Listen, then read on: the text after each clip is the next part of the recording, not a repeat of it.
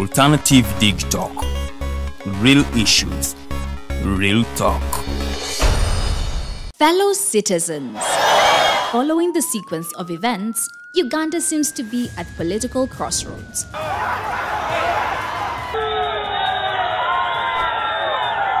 I'm not a servant of anybody. Madam, I know the law. As such, Alternative Digital brings you the Interface Show with retired Colonel Dr. Kizza Besigye. Let's keep on the same page on Alternative Digital. As he gives you the alternatives on the transition question, rule of law, human rights and freedom, youth inclusion in governance, economic stagnation, as he confirms. I'll be always here, Saturday from 10 a.m. in the morning. Be there. Don't miss the live discussion on the Alternative Uganda, Digital TV Facebook pages, and the Alternative Uganda YouTube channel.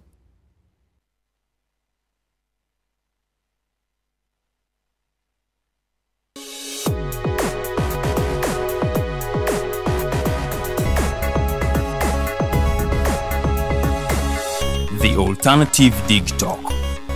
Real issues, real talk.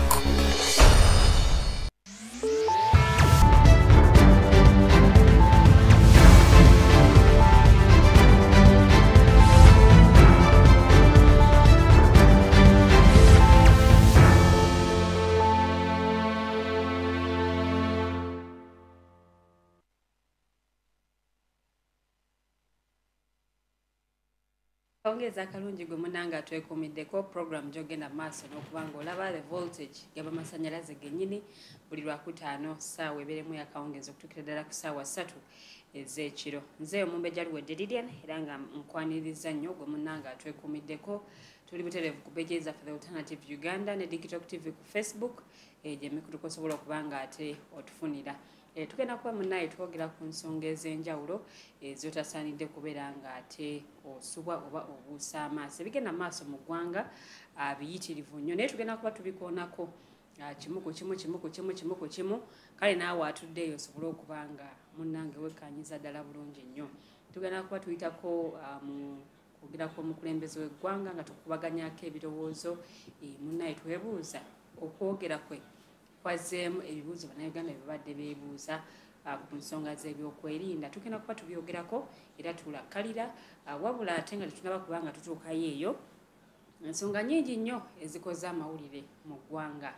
Sabbiiti eno bwe tulabidde ate yaliko omubaka wa Jinja East Municipality, yes, munnaye yasalidde eddala eddiira Alliance for National Transformation yagisuddewo kakati yeegasse ku kibiina ekya National Unity Platform njogera ku Honorable Paul Mwiru. Yes, tugenda kubanga ate munnange tukubaganya ebirowoozo ku nsonga eyo. Ennaku zino ndowooza ensonga eyo ekutte ejjembe. Ogenda okwesanga ng'ono ava mu kibiina gundi adda mu kibiina gundi, ono asala ava eno n'omulala asala dda eri. Kale tebiri mu alliance wokka nti waliyo eyavuddeyo neyegatta ku kibiina ekirala wabula ne National Unity Platform munnange waliwo abali mu kusala eddiiro. So byonna tugenda kubanga tubyogerako olunaku olwaleero. So tulakkalira ensonga zino ziwulirize bulungi nnyo. Okulonda kw'aba LC1 oba bassentebe b'oku byalo kwogatta ne bannaabakyala oba n'obukiiko bw'abakyala nako kukyali mu lusuubo. So tulinze ensonga ezo nazo gye zinaggwera munnange tusobole okubanga nazo tujja kubanga tuzoogerako olunaku olwaleero. Mwami Kasule gwe ngenda okubanga natandika naye ate oluvannyuma mwami Alex naye alamuse kuba tulaba. Tugenda kuba tutandikirawo wennyini naawe atulaba osobole okubanga ensonga zino ozitegeera bulungi. Mwami Kasule alamusa kuba tulaba. Nsooka kwebaza Mukama Katonda atuwadde obulamu kubanga okuba kwaffe wano teribadde kwa maanyi gaffe naye abadde Omukama yasobodde okututeekako. Era ne neebaza n'ebyotana management ya Digital lw'okufissa wakadde kano neekalekerawo okulaba nga eteeka ku programu eno obaawo nga tubaako bye tujja ne tuwongera okugatta okulaba nga tutwala eggwanga liri mu maaso. Abatulaba mwenna we muli balamusizza mwebale gyonna gye mukola naddala abantu bewaffe okuva mu bitundu by'ebunyolo tubaagala nnyo ate mwebale byonna bye mukola kujjako mwegendereza obubenje bungi obubenje bungi tubadde tulaba baasi ya linki eyakaggwa juzi so bintu bingi ebigenda mu maaso eyo tugezeeko okukendeeza sipiidi abatambula n'abo abavuga ebidduka tulabe nga twegendereza ku makubo naddala ekkubo lyaffe okuva e Kampala okutuuka e Hoima oba okuva e Hoima okutuuka e Kampala kubo ffunda nnyo ate nga bw'olabye ne Parliament wiiki eno egambye police ne Ministry ya Works bakolenga mangu okulaba nga ebimotoka ebifiira mu makubo kubanga ngaffe ekkubo lyaffe ffunda ate lirimu corners nyingi ate n'ebinnya bingi ate liri busy because business ey'omu mafuta ekolerwa ku kkubo eryo tulinawo ebimotoka bingi ebinene osanga nga kifiiriddewo kimazeewo wiiki nnamba so tusaba gavumenti nga Parliament bweyisiza ebiragiro ebyo babiteeke mu nkola kubanga batugambye UNRA oba Ministry of Works UNRA actually etaddeko ebimotoka bibiri ebigezaako bigenda kubanga biyamba so mu nguudo ez'enjawulo so I think twongeremu okulaba nga ne police acting so fast because bantu bangi bazze bafa because of such kind of things osanga emmotoka nga efudde weefiiridde togi expectinga nekimaliriza nga kimazeewo abantu nga accident eyaliwo last week eyono mu businessman aponye so abantu be Hoima mwegendereze nnyo oluguudo olwo twongere okulaba nga twekuuma nga tuli balamu tusanyuse nnyo okubanga mwami Kasulo twegaseeko mwami Alex Rovans okuva mu NUP naye katulamuseeko sebo mbejja neyanziza nyongera okwetonda ebbanga wiiki eri ndowooza nalemerebwa okuba nasubwa nemerebwa okuba wano netonda eri abalabi baffe abagoberezi baffe balindiridde at least NUP okubanga ebeera represented mu biseera ebimu mu programs zino naddala y'amasannyalaze netonda naye nga era gyali mirimu gya ggwanga gyali mirimu ekyenjawulo egyannemesa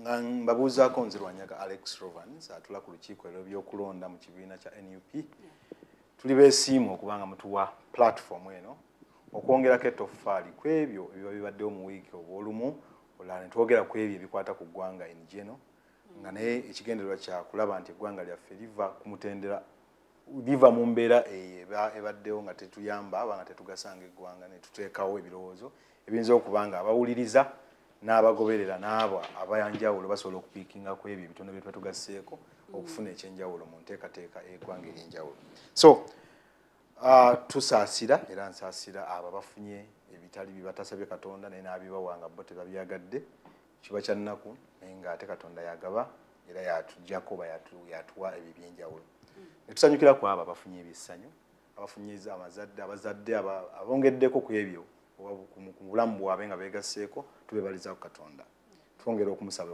okumwebaza olw'obulamu ffenna lwatuwadde buli w'otambula n'osigala ng'oli mulamu wiiki neggwako omanya Katonda akyakwagala osigale ng'olina ky'ogatta ku famire yo ku community yo ku nsi yo ne ku ggwanga yo neyanzega okuba wano waaw tusanyuse nnyo okuba nga otwegasseeko mwami Alex ngenda kuba ndowooza ntandika ne mwami Kasule amawulire agaliwo g'okuba nti omu ku bannakibiina abadde munnakibiina wa Alliance for National Transformation era ng'ono yaliko omubaka owa Jinja East mu Parliament naye nga mu kulonda kuno kwe twakakuba amabega okwa 2021 ono teyasobola kubanga ate baddamu okumulonda okudda mu Parliament wabula bwe twogerera ono nno yegasse dda ku kibiina ekya National Unity Platform era nga njogera ku Honorable Paul Mwiru ono nno gwe twogerako mu kaseera kano yegattidde ddala ku kibiina ekya National Unity Platform mu butongole basse bamwogereza okusinziira ku leader of opposition bwe yayogera gye buvuddeko yategeeza nti naye bali mu njogerezeganya era ng'ono ayaniriziddwa omukulembeze w'ekibiina ekyo kyennyini ekya National Unity Platform omukulu Robert Kyagulanyi Ssentamu era nga bolaba ku screens zo awo nno munnange nga bamwambaliza ddala enkoofiira eraga nti kakati ono afuuse mwana waka mu kibiina ekya NUP naye mwami Kasula wenyini wenjagala tutandikire kino kitegeeza ki okuba nti emu ku ze twaliise empaji because ne bwabeera nga omuntu member naye aba alina kya contribute ku kibiina okuba nti kakati asaze eddiira ze sayidi eri okusooka njagala kutereeza ku bintu bibiri ekimu ogamba mbu teyasobola kulondebwa Honorable Paul Mwiru yalondebwa n'awangula akalulu naye he was not declared. Nkugambye yalondebwa n'awangula akalulu. So tewali kyogamba mbu teyalondebwa.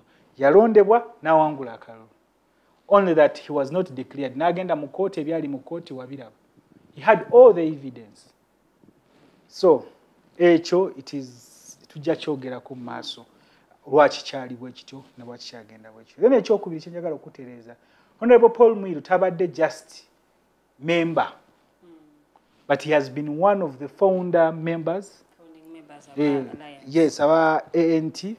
Ate n'ekirala omuntu abadde omuntu kalefe gwe twenyumirizaamu nnyo ebbanga lye tumaze naye mu Alliance for National Transformation because akoze kinene nnyo okulaba ng'ekibiina kiyimirirawo.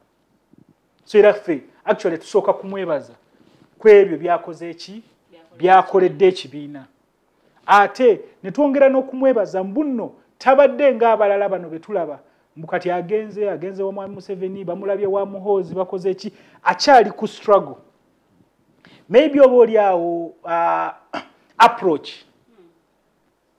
yenjawulo maybe ayinza kulaba nga oba en approach ye temukolera mangu nagamba no I think let me take this route. It's like bwetuba tugenda tuve Hoima tugende Kampala fe tulina makuba abiri.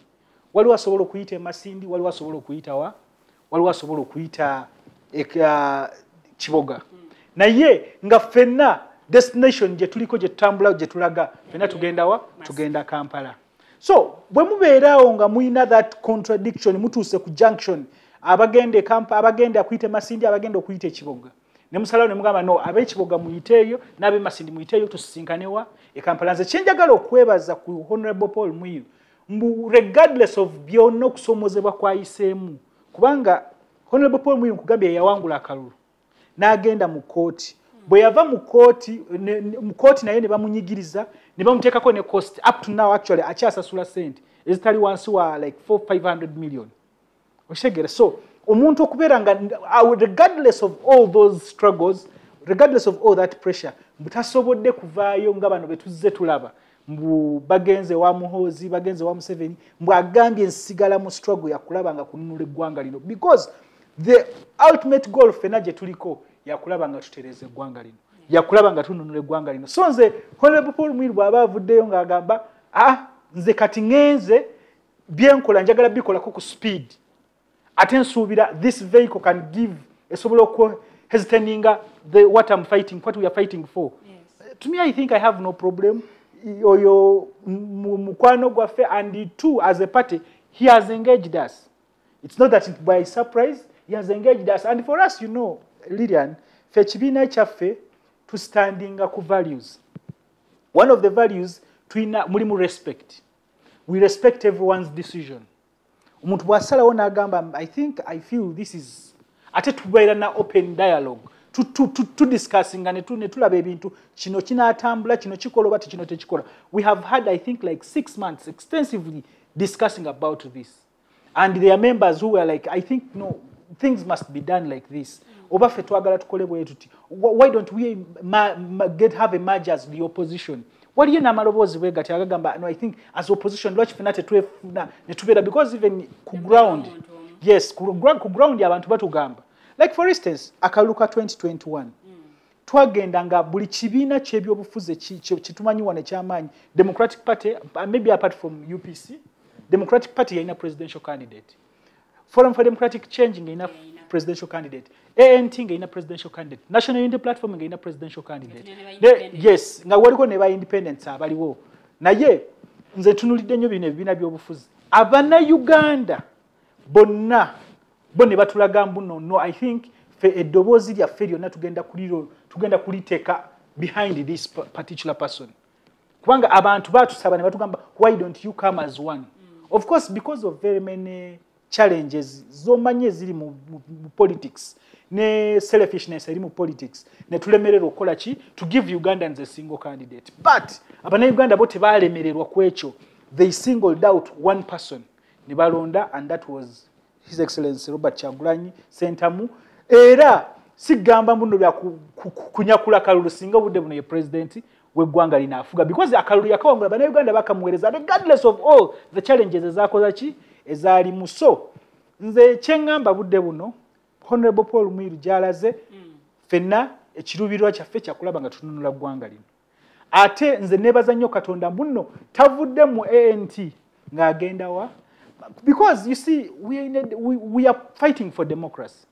You cannot give what you don't have. But tuba tugamba muno twagala okuteekako eddembe omuntu asobole okugenda mu kibiina ky'ayagala, omuntu asobole okusinza engeri gy'ayagala, omuntu asobole okutambuza ebintu engeri gy'abyagala. Then lwaki oba okugira oli muno akasawo oba oli wa ANT tolina kukola ki because he may find that maybe what you stand for obudde obwo tebimu favoring.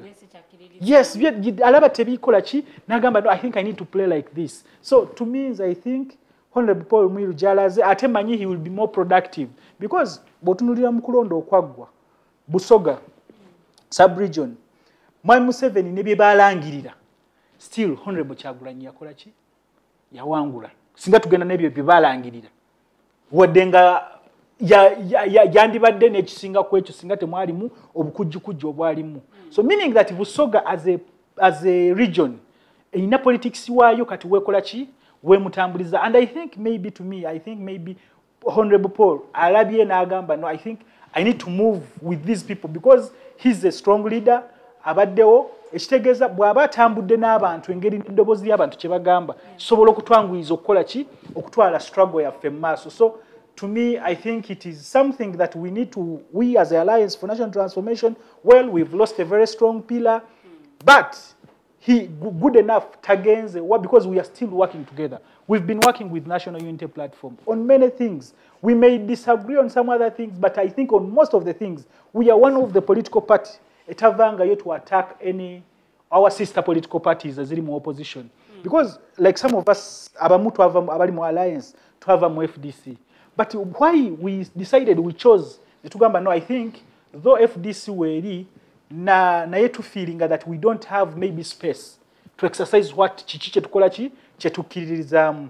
So nabo ne batuleka, so we look at each other as colleagues in the struggle kulaba nga tukolachi tutereze gwanga lino. And to me I think that yogwe mulama gwa Honorable Paul Mwiru gwaliko singa babadde bangamye mu Honorable Paul Mwiru lero ajoininze Mwami Museveni oba genze wo mutabani oba akoze ki there I would have reasons to worry. Naye bw'aba akyali ku mulamwa gwe tuliko ffenna. To me, I think I wish him well gy'alaze era manyi ajja kwongera okukola ebyo bye tubadde tulwanirira ate obudde bujja kutuuka tubeere nga tulina we tulina okukola ki okukologanira awamu because ffenna nkugambye goolo gye tuliko ffenna yeki yemu kulaba nga tukyusa obuyinza mu ggwanga lino ate nga tutwala eggwanga lino mu maaso. Weewaawo tweyanzizanya Mwami Kasule katwanize Mwami Otebe lamise kuba tulaba mu seconds ntono nnyo ate tweyongereyo. Mwami Otebe lamise kuba tulaba naye enjojje ali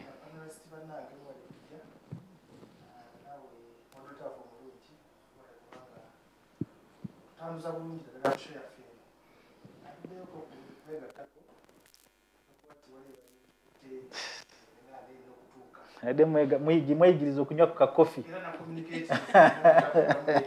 naye yatubbibwa atyo.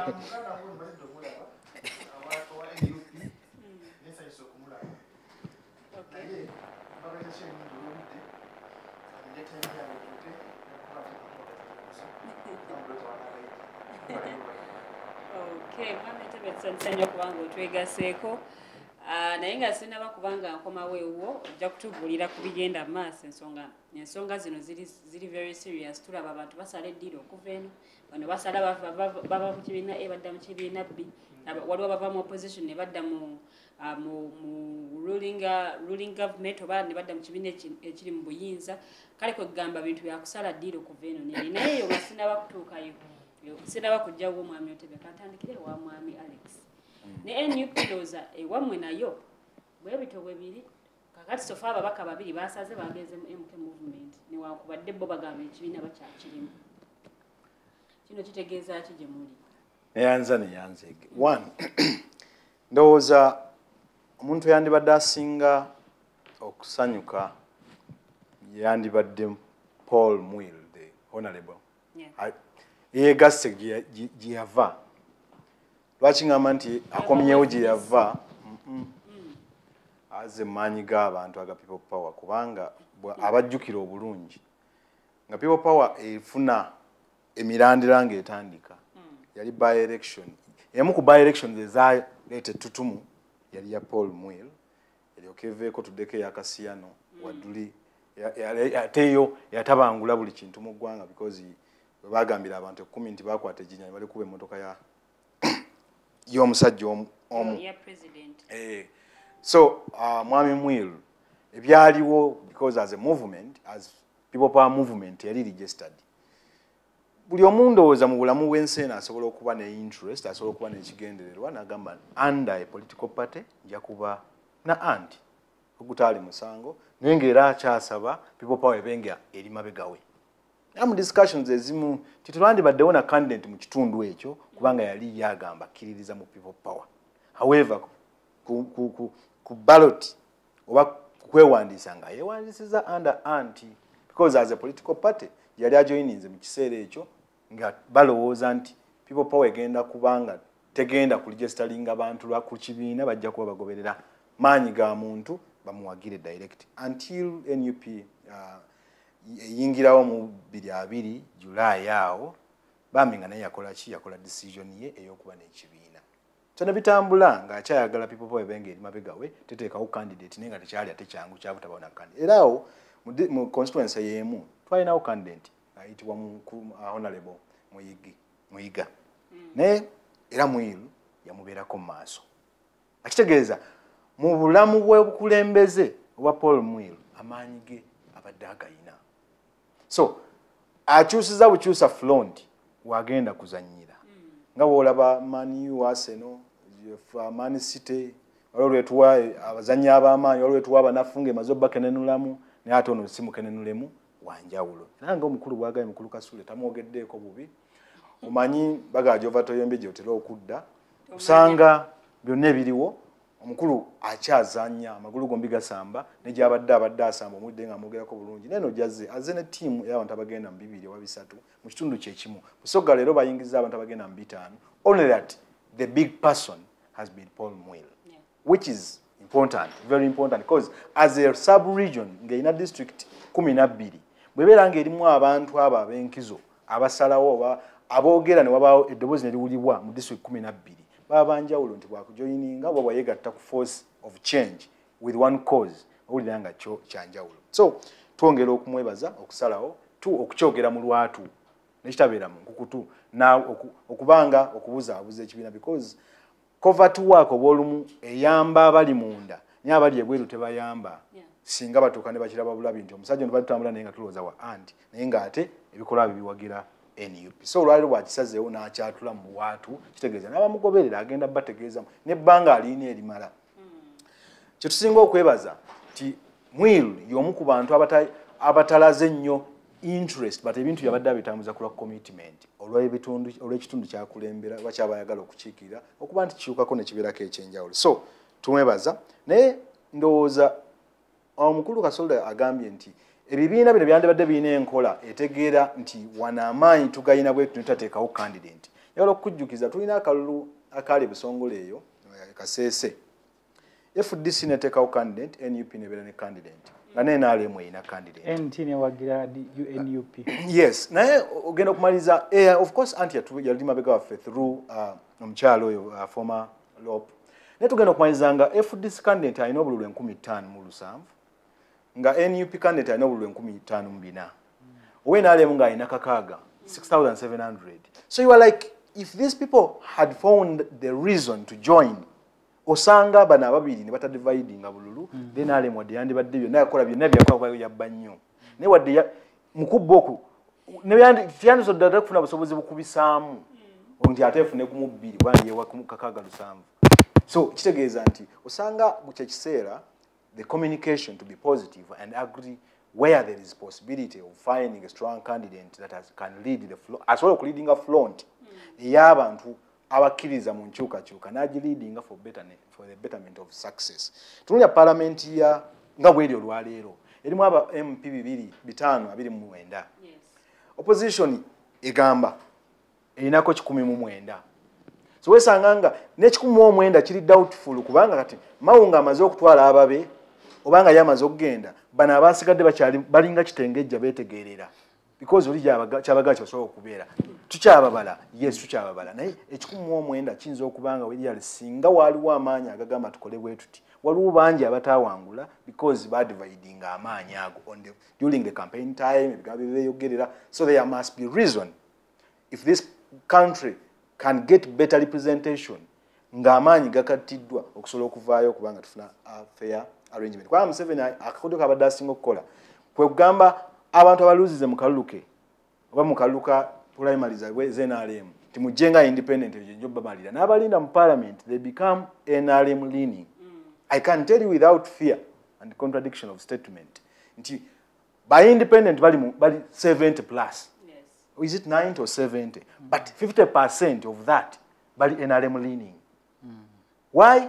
Babuzabuza abantu nti tuli independent by a word independent. No, baba wangula mukamyufu ne basalawo ne bagaka abamu boba baba wangula mukamyufu ne basalawo bagawa why katujenga ba independence. Kyenkugambe kyembadengeza kujjayo nti omuntu abanoonya akalwa gamba independent nga ne mu parliament bamaze okulaga nti eyo independent ena na shade yo independent yona gye basanga bamuteeka naye bwatuuka ali n'agamba independent by leaning on the side of NRM. So kitegeeza omalirizanga oli mu mbuga ya sitaani mwetoolo yange olowooza ba independent abanajja bagenda kwegatta ku side opposition basobole okwongeza ennamba. So ate teeka nilibanga liri so disturbing nti gye baakola nga bakiwa gye batandise ab'NRM babaddeyo nti omuntu akyuka officially mu parliament ayogera omwaka ogusembayo to election.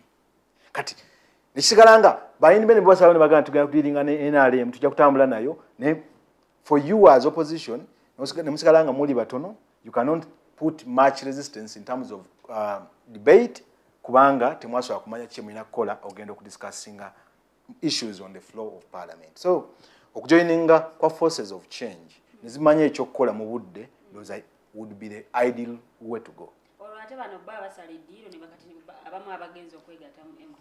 Njagala okutegeeza nti yes Kagabo Twaha boogedde omu yeeyitambwa ya ku kyalo kati yafuuse embwa ya ku kibuga naye ekyo nga kimaze okubaawo nti bw'otunuulira twalina tinkasimire ng'akkiririza mu people power naye nga atagamba NRM kiseera kituuka ekyakalulu n'agamba nzirayo mu NRM yange olw'opposition esobola kuyimirira naye kati bano ekizibu kye bakoze kati mukulu abantu abaami aba babiri kye bali mu kukola nti kwe kuva ku bye bagamba abantu ne bajoyininga ku sayidi yali etulugunya abantu nti ne bw'anaagamba nti ndi wa NUP but movement ya MK gye nzikiririzaamu tebigenda kumaakinga tebisobola singa abadde asakira balonzi yandibadde Kagabo eyajoyininga January olwaleero nga amakubo ga Lwengo makole amataala nga gaaka kugamba nga bikyuse oyo talina ministry gye yagenze mu MK movement talina ministry gyemu gyakulembera nti yegenda kubanga emuwe kyasaba honorable oyo yennyini ali ku screen n'abadde mpuliranga ayogeranga agamba nti eno gye yagenze sofe kiroto kituukiridde naye bamusuubiza omwongerayo okumutuusewo omukulembeze w'eggwanga kakati era bw'anaatuukayo ensonga eziruma abantu be ab'enjeru baakiikirira ajja kubanga azanjiza ddala wali wennyini ku source ebintu bisobola okuba nga bitereezebwa kasita ekyo yakyogedde ne mmanya nti waliwo ekintu kye tuyita meal card nti omuntu agifuna ng'alina okulya emmere wamala okulya emmere meal card aba alina oggizaayo kati awo ali mu kunoonya meal card lwaki njogera bwe nti NRM erina ba MP 355 emyaka 35 gyemaze wano 37 yebadde ne biggest number in parliament wali owuliddeko ekigamba nti waliwo ekiganyo okuyita ku lwokuba NRM ebuliddwa namba lwaki buli constituency oba district erimu aba NRM si yemasaamasa ogijoyininga ekaddi yefuluma naye abagibaddewo emyaka 3 lwaki constituency zaabwe tezimasaamasa opposition bwe yazira mu lutuulo olwo omukulembeze w'eggwanga yali agenda okuba nga asomesa PDM n'ebirala ye yaliyo n'agamba knowledge gwafuna bw'abalonzi be yasakira balonzi omuntu yenna kasita akutuuza mu kifo nga amaze kikusasulira ne bagamba nti va mu kyobaddemu ogende mu kiddamu okyusa muopozinga bopozinzi buli kimu n'ebiyamba abalonzi mu bigaana Buganda. Ekirungi twaka omukulu Kagabo yali anoonya akalulu. Byagamba abantu tebinnaba kuvaawo. Mu bulamu bw'ensi eno bw'omuntu osobola okukyuka n'ogenda. N'ebizibu by'obadde otambulizaako abantu bwe tebikyuse tebasobola kugenda naawe. Omulamwa guli nti have the problems ebizibu ebiri mu lwengo bikyuse kubanga Kagabo akyuse. Bwe batabina kukyuka nga bye bikyaliwo somebody else is going to come and convince the people nti ebizibu bino binakolebwako bwebiti kubanga ono gwe bakyusizza n'agenda mu MK movement kubanga ayagadde ssente na tutumu nga kitaawe yennyini yali mu meeting ekyankwanzi n'agamba buli yeetoolodde omwana wange ayagala ssente. Then what Kagabo and Lwanga are testifying is they want money ziri around Muhoozi because kitaawe yatugamba ekyo ti buli yeetoolodde omwana wange ayagala ssente. Ssente z'ayagala bamulimba. Kwa tezikola ki teziriwo. Njala okumaliza ngamaliriza. Singa Muhoozi yali ayagala abantu abo babeeko n'ekyamagezi kibayamba constituencies zaabwe. Yandibadde amutwala olwaleero. Yandibadde amu connecting direct ku Ministry of Lands, ku Ministry of etambuza amasannyalaze energy ey'enguudo. Nga bw'aba mutwala olwaleero the following week enguudo zitandika okukolebwa. N'olwokuba obwongo bwabwe buli limited kukyusa muntu ne mu exposing omulaga nti wamututte bakomale bamututte ne kasene kwa muwaya emitwalo 5 oba bamukomya. Okay, neyanziza nnyo mwami Alex nja kubankoma uko gyoli kanzire wa mwami Otebe. Ensonga zonna ozirabye opposition esala kuva abamu bava mu opposition ne baliningako somewhere oba oli awo mu kisinde kakiyite ekisinde ekya MK movement. Nolaba ate onavudde mu kibiina kino eky'opposition nadda mu kibiina ekirala. Waliwo abava mu NRM ne badda mu opposition. Waliwo abava mu opposition ne badda mu NRM. Naye ekibuuzo kye njagala okuweereza ebyobufuzi kati byafuuse bya vibe nti kati wali vibe gye kikubira ennyo gye nsala gye ŋŋenda.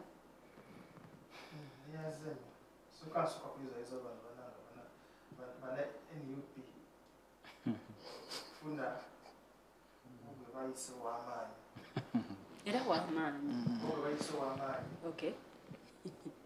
Kati ngatamanti aze kunoonya amaanyi waabwe. Aze kukola ki? Aze kunoonya amaanyi waabwe. Naye nga ye si waki si w'amaanyi.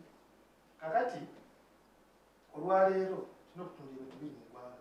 Ekisookera ddala nti ebibiina by'obufuzi buli kibiina ekijja kiriyo ndowooza ogamba bibiina bikolimo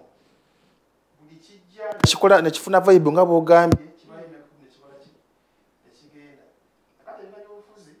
biringa ebiteeseteese bamemba baayo nti after every 10 years nja kuba nfeedinze nga wali omulala akola ki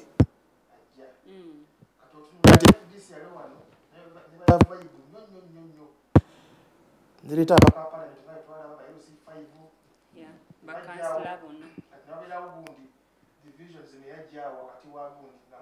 avudde nakola ANT nagendako n'abatonotono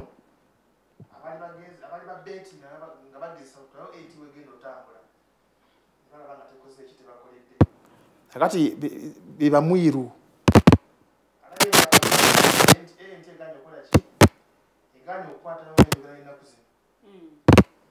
akati ye ngalaba yita kyatasobola kujisula mu kitundu ekyo kyalimu kyebujinja agamba kanziruke Yegatta kuba amasannyalaze kitegeeza nti Mwiru si w'amaanyi munafanoonya ki awali amaanyi kakati kidayo eri abalonzi nti abantu betuwa obululu ekisookerwako ddala kiri kimu basooka kwerowoozaako sosi kulowoozaako ki ku bannayuganda ng'abalonzi byetwogala nga tunoonya akalulu ebiseera ebisinga tuba tulimba abalonzi newesanga nti abalonzi babootiza buto excitement olwokuba erinnya ddungi olwataddewo obundi bwe bati naye nga kumbu anoonya ki anoonya bibe yenoonyeza bibe bulagamba nti kati banoonya awali amaanyi batasa okupredikitinga manye ebyobufuzi bya Uganda samba biri predictable oyinza okumanya ogamba kati biri 26 kyo kigenda okubeerawo kati bano bakimanyi batasa okubagamba nti aino wansi temujja kutegeera ku mulundi guno naye wagulu mututegeerere bano batasa okubiwula mu kampu zaabwe kati nabano ba political actors oba banoonya ebifo babiwulira oba onfuna kakitegeeza ki nti tiwakirina kugamba nti ebina byobufuzi bino ndowooza twapapa okubigendamu tetunamanya mulama gwabyo bulungi ffe okugamba ebina byobufuzi tetubiyambye tukuza emiramwa byabwe oba gyaliwo wetutunulira omuntu era olwaliro singa otunulira nti obundi bwomuwelokamu oba mu reception ebaddewo nga Mwiru asala okudda eno eraga nti Mwiru gyavudde bano balaba nti abakozi baseeyo kati ent bambi basajja battu ate balina ku Mwiru nga bagamba ye wamanyi waffe kati we babakoze eki akati njagala ombuulire obanateekawo gundi okwegatta ngo nabadde agamba tunule stronghold ya gundi ya political party mu region eyo tusibe omuntu omu kinaava tekisoboka kuba kati olwaliro singa kati wabeerawo gundi kulonda Jinja East Mwiru gyabadde gyeyesimba Jinja East kati gwoza olwaliro gundi enti esobola okukkiriza gundi nupa okweta gundi candidate omu era basibe bajja kuteekawo waabwe kitegeeza nti ebina byobufuzi tebina we bigenda kunywera tukyalaba bino ebintu kwa nti ani enteeseteese obulungi kati lero FDC eri mukugeza kulaba nti naye ekomawo enonya gundi enonya comeback kuba bagamba zinaliseddwanga wakuno okumala ebbanga era katali mutolotooma tusajja bakoze ki batuteeka ekintu nabasoze ba mu parliament kati nebabeerawo struggle nze NRM okulwanyisa ebina byobufuzi si mawulire kubagenda kubeera ku gundi waggulu ate kati bano bagala okunzijja bwe baba yeekuba nange mani nyingira kukola ki okwenyweza kale abo obuzibu obubeerawo mulimu nabave waaba ne bajja ewange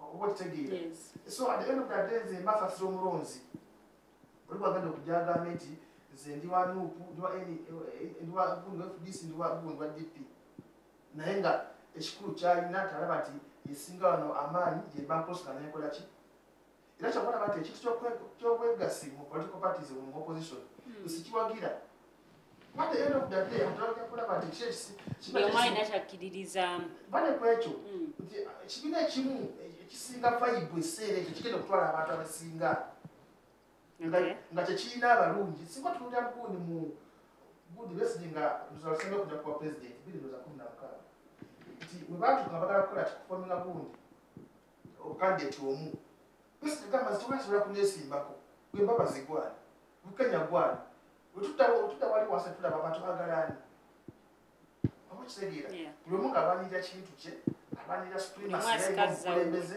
kati osanga nti fetusiga tubuzabuzibwa amulesa asigala ali mu bbanga at the end of the day naffe politically bagundi ne demokrasiya waffe tuba tetukoze eki tetumukuziza bulungi nga bwe twagala kule kyatuuke singa tunulira gundi e Kenya bo bamanya nti pressure groups zino oluusi zisinga ebina byobufuzi amaanyi ne babiteeka mu mateeka era oli waddembe okukola kyokola alliance mu mateeka neki ne pressure group wadde ngaoli mu kibiina eki mu kibiina ekirala kati wano tubulamu ekintu ng'ekyo singa tukikola naffe booli awo tusobola okuba nga tukola ki tusesetukako tetutabuzabuza mulonzi olwaleero kati wetunulira gundi Kagabo esa Kagabo ate konga yakalculatinga yenga yo nagambye ne Lwengo mukabazi konga yakola kyapanaga akagundi akaki egusu n'empitamu n'ebiri 26 eraddala akola ki akayitawo kati ali wa mirundi ebiri amanyi kati singa zijja mugundi mweryale naye yagenze emuke ekibiina kisinde kikyali kisinde ate nze situbalaga nti gisizidde ku gundi ku modota wagambye nti bagambye bagenda kubongeza paka eri chairman wa NRA naye abala ebintu bibiri kiragambe nti abantu babala gundi babala ekusooka balwanirira mbuto zaabwe gakuba singa basuula Lwengo naye ajja kuntwala omukulu andaddewo agende pointi kyokubiri nze ndowooza ekibiina nga nupu oba oli awo ndowooza kisutudde ekintu kitasobola kukola oba enkoko ese kitasobola kumira olwaleero tulabanga banupu banene nnyo okusinga ekibiina kya no teri abagambako kabe principle era ndowooza omuntu akyasinga okubeera muzibu mu budde buno principle okubeera mu buzibu kati principle wa no atali okuyita enkiiko okulaba nti abantu bano agenda batya ate agenda kuzuukuka kuba katani Banna byagenda nabo byafuna mu parliament nasoma abasigadde amakumi abiri wakati newayita meeting wamulemye so abakabanyuma abasinga bonna banene okusinga no tosobola kubakontrolinga at the end of that day including in fact ndowooza nokudowooza sekta esinga okukola era gyetugenda okwera kutusa yokukunga obukunzi webala okubakunga ne begata mu bibiina byabwe ne babawa tiketi ne besimbawo ne bawangula baba basiizinga okubeera bannu baba basiizinga okubeera bannu olwo baba balazeewa basiizinga okubeera baki ate babayiddeko obuyitizi beewogomawo okufuna kaadi sosial y'abano baagwa tasobola kontrolinga babakazi njagala omuwulire mpaka kigunika bwetasobola okuyita n'amugamba ekirinakkiriza kubanga meeting bazituusa wa Museveni. That's why tikatwale bagenda bugenzi era nono okuwulira statement ye kyemane principle kyagamba agenda akole ki yafuka kasa naye neta kimanya nti mu politics twetaaga numbers twetaaga ki numbers. That's why kabuleka bakadde akafu katambudde bubi netumala okulonda bana bajja bakude mu nyufu tunenge gye tubasikiriza yeah, Papa numbers. On at the end of the day, Parliament's all about numbers. Posting out what your office was yesterday. So, the problem between now and Katina Good, no Mwiru, what she managed in Jimuna Katona or Afghanistan Munene, settlement of the Timunene, can now see the sing at Chibina. Unafuna Kadam come and Yamba, now one will any area. Ngamira Mampat, where Funakad. Since I was a look by no color. What is the charity when the Exodus agenda or rather moon? What is the charity moon? First time, it's not vibrant, near just in the midst of the town. I thought I saw quality. I didn't have anybody about quality, but I could track what I so quickly at Bali. No one that does a process up with a good. Chich Tambula. I didn't quantity say no, he did a quality buffalo. Abanga elects a chipmuka. Ali kukijuza amazzi sonde ndowooza natukabiri abiri mukaaga tusobanga tetulinamu kwetukapaterawo esobola okuvuganya mwami Museveni kale kwega mujja kuba mutambula bulungi kutambula bulungi nnyo wakati bano nebateesa byonna bigenda kujja tubitegeere manyi mwami waiso ategamba tulina classified information yaffe twali break in two pieces kizibu muntu okugitegeera kandi nebuuza kati bana abagimanyi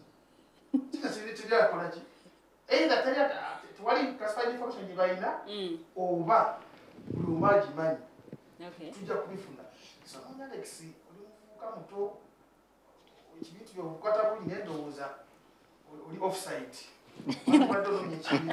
naye Lilian maybe awo nyini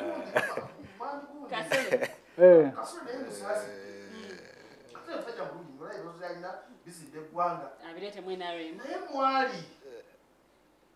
mwali ebijjayo bijaawa mwani ale okay ndowooza gye yava okagereza mu FDC so nzolaba ekintu ng'ekyo tujja kufiira abanafuzi abalungi olwokuba nti bagenda mu biina mukulote bali mu kuwemula ebinafu naye ground eyenge show ekyagenda mu maaso oba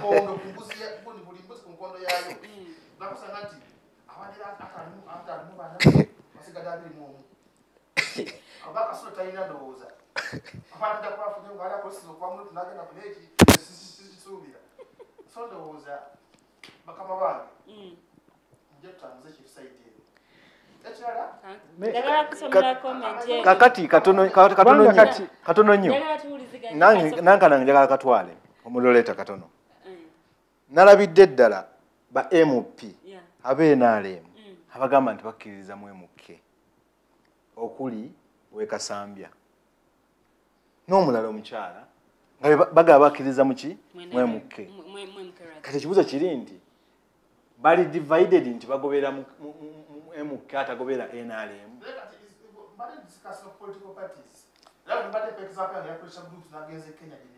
So ekibuuzo kibadde nti bana Lwanga bajoininze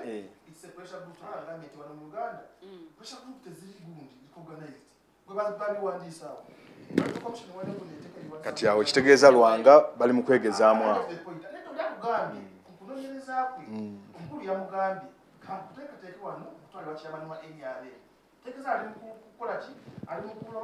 Kakati olwo wekasambye yagenze mwemuke bamuteekateeka mutwala wa bamuteekateeka genda wa yanti yagenze mwemuke kati kimu Lwanga yagenzeewa. Ndagala kusoma comment eno mwami Otebe wekasambye agenda wa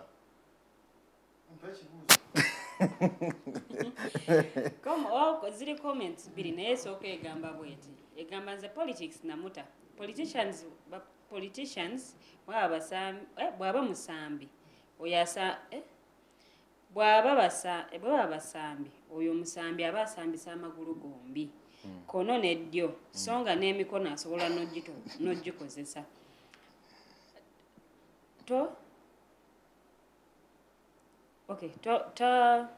tombula kumanya kugulu ki okuteeba wa. To some politicians, no matter whether it's a hand that scores, so as long as it's a goal. I have a feeling that if ANT doesn't check its strategy, there will be more of Mwirus. Oba ategeza nti bangi nnyo abajja okusala eddiiro nga bava mu ANT oba okudda mu bibiina ebirala. Then comment endala egamba Evawa Julius Buyinza agamba everyone is either jobless or see politics as an opportunity to ripe huge. That's why you cannot unite and front one candidate. Secondly, political parties as well look at its self-interest. The more MPs in the House, the more the party ripe huge. All that are factors which don't allow unity on fronting one candidate. The problem is bagenda ku kibuuzo kimu kati n'Abaganda balaba kikaddiye nti tugenda kujjako dictator. I get the point. Tugenda kujjako ki dictator. Kyofuna ate mabega Kenya agala FDC enkola yaayo nti bo bali radical bateeka Bannayuganda essuubi nti booli awo dictator akola kinga bye bagamba enkooti agenda naye batuuka eri olengedda nti beefuula twaja kunoonya ki ssente kuta emiti. Waliyo Honorable Winnie Kiza Mwami Kasule uno naye mwali mu Alliance Mwami Kasule musajja watu koze yanagizukusa netwa kibamu kitundu sebo kamusabire ekifo ali sibera coordinator w'eggwanga ve bunyoro bukka wali akola ekintu ekitambuza otherwise bamwiruzi sibalabayo ze benera ekijja bebano Mwami Kasule by they have nothing to lose in this game. Tebaina era bo togenda kwawulira abantu bonna tebanaye bano bakoze ne bano balina problem. Okay. Batasobola kusambisa abiri olusi nomwanyizi bagamba tegunda asambisa abiri nawe kuba kusanyuka. So show ya fuse ya Otebe no kubanga ozengo osula ebigambo ate ebigambo awo nyine Mwami Kasule tugenda okubanga tutandikira mu ssaawa yaffe ey'okubiri the voltage ogenda maaso n'okubanga olaba tuwumulamu katono nnyo tukumote muvaawo sajja beena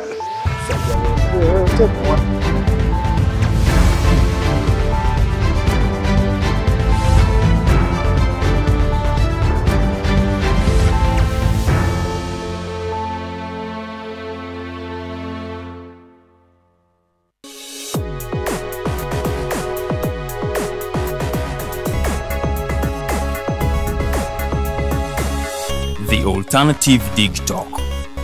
Real issues, real talk.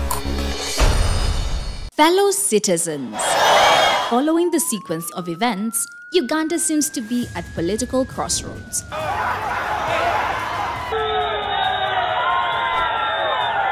I'm not a servant of anybody. Madam, I know the law. As such, Alternative Digital brings you the Interface Show with retired Colonel Dr. Kiza Besuje. Let's keep on the same page on Alternative Digital, As he gives you the alternatives on the transition question, rule of law, human rights and freedom, youth inclusion in governance, economic stagnation, as he confirms. I'll be always here Saturday from 10 a.m. in the morning. Be there. Don't miss the live discussion on the Alternative Uganda, Digitalk TV Facebook pages, and the Alternative Uganda YouTube channel. Go to the church, though. Tawali man, what's up? Man, can you imagine people just dump everywhere? Someone drinks water and throws the bottle wherever. Come on, Rogers. What else do you expect people to do with an empty bottle? Simanya now, do you know that plastics take at least 450 years to decompose? What? That's a long time. Exactly. Because plastics are made out of a lightweight and flexible material that doesn't decompose easily. And plastics everywhere in the environment cause plastic pollution. What is plastic pollution now? It is the accumulation of plastic waste in the environment, like bottles, polythene bags, straws. All of these contribute to plastic pollution. I have been using them without knowing their effect. Yeah, a lot of people have. Plastics are a danger to the ecosystem, both on land and in water.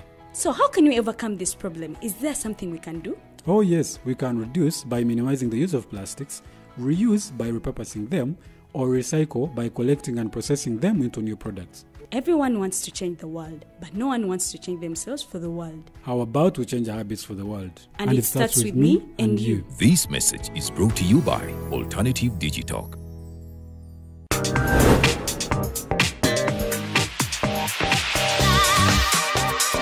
Hello, beautiful people. You're welcome to the Snap Talk with your girl Teddy Tanjo every Saturday, right from 6 to 7. Wajana body shaming. Speak up.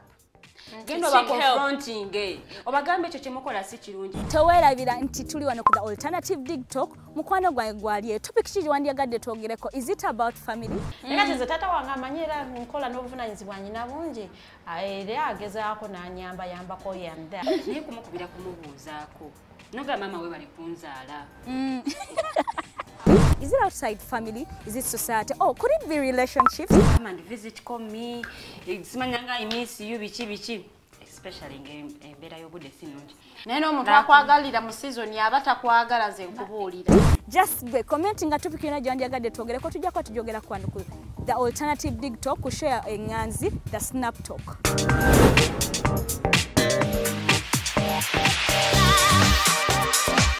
Hi Rogers, can I ask you something? Shoot. What does corruption mean? Well, summarily, corruption is abuse of public power for personal gain or for the benefit of a group to which one owes allegiance. For example, when a public office is abused by an official accepting or soliciting a bribe. By the way, private people can be corrupt too, like bribing police officers to escape fines. Okay. So exactly how does that concern me? Well, do you pay taxes? I guess, yeah. What does that have to do with this? Everything. Because those taxes you pay are supposed to facilitate services you use, like water, electricity, roads construction, medicines in hospitals, name it. Okay, that is much bigger than I thought. But it can be stopped, right? Well, yes it can.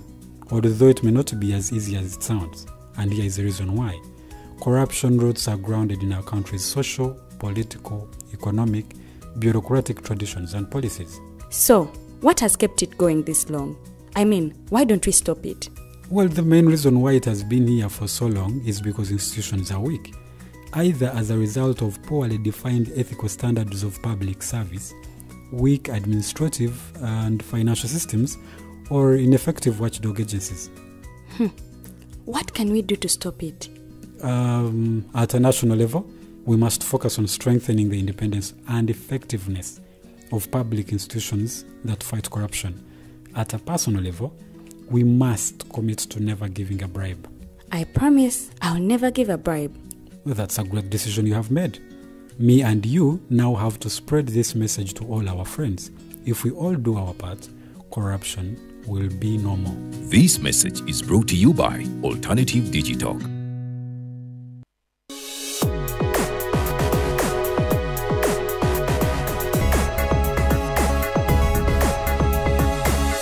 The Alternative Digital. Real issues, real talk.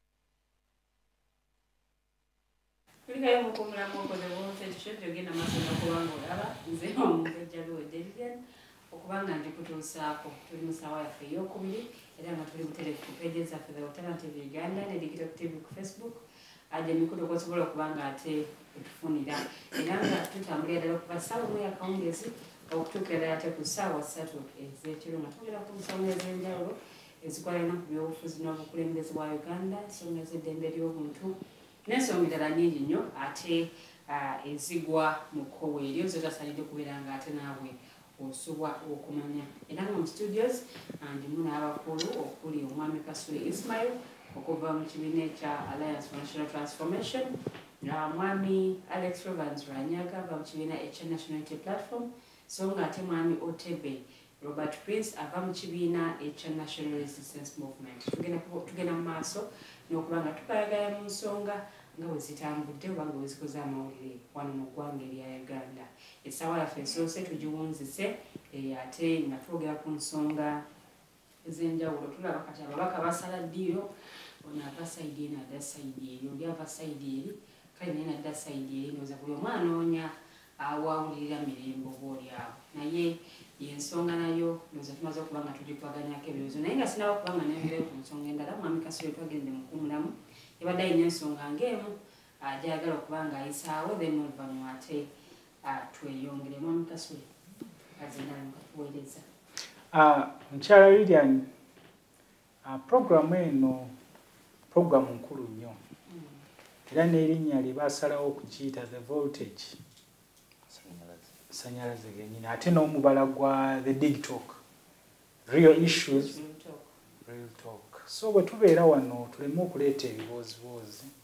Mayi bwe twabanga edda mu class omwana yajjanga kikeerezi, oluusi teyakwatanga omusomesa by'asomesezza okusooka, yadda ne bamubuuza nga tasobola agira bugiza yogera bwogezi byatakola ki byatategedde bulungi, because abatategedde topic we yatandikidde n'ebintu ngeri gye bikola ki gye bigenda kutambula. So muganda wange oyo sijja munenya, nkola yaabwe yakutuuka leeti buli wabagenda, naye ate si kirungi kya bukulembeze. Naye ezikyenjagala okutangaaza abannayuganda kiri mbu ebibiina by'obufuzi nze sisobola kutandika ku celebratinga omuntu ne bw'aba anafuya NRM, because me I believe tugenda kuzimba, I believe in multipartyism, zikiriza mu ngundi y'ebibiina ebingi. Ate mmanyi singa tubeera n'ebibiina ebiri very strong ebisobola okuteeka abakulembeze ku checks and balances, nga bw'olaba ANC